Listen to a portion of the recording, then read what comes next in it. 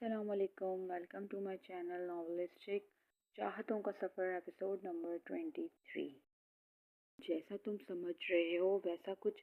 اشر please ایک بار مجھ سے مل لو۔ اشر پلیز پلیز، میں بہت پریشان ہوں۔ اس سے پہلے کہ سہرش کچھ بولتی رامین نے اس سے موبائل لیا اور اشر سے روتے ہوئے یہ سب کہا۔ رامین کی آواز سن کر اشر ایک دم ٹھٹکا تھا۔ اس کے دل کو ایک دم کچھ ہوا، وہ رو رہی تھی۔ اس نے آنکھیں بند کر کے گہرا سانس لیا اور خود کو ریلیکس کرتے ہوئے کہا، رامین پلیز سمجھنے کی کوشش کرو۔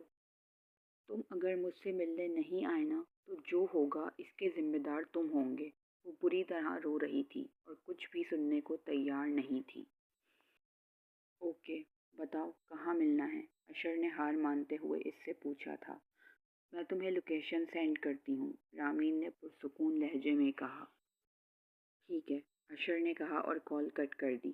اسے پتا تھا رامین جذباتی ہے، وہ کچھ بھی کر سکتی ہے، اس لیے اس کو اس کی بات ماننی پڑی۔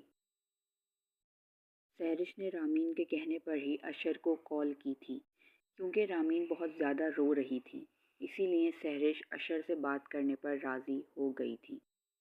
لیکن جب رامین نے یہ دیکھا کہ اشر اس کی بات نہیں مان رہا تو اس نے پھر مجبوراً خود فون لے کر اس سے بات کی۔ یہ اشر کہاں رہ گیا؟ سہرش نے کوئی تیسری مرتبہ اپنی گھڑی میں ٹائم دیکھتے ہوئے کہا۔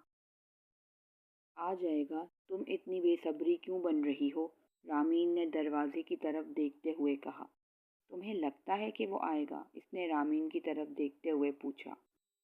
وہ ضرور آئے گا، مجھے پوری امید ہے کہ وہ آئے گا، رامین نے سہرش کی طرف دیکھتے ہوئے جواب دیا۔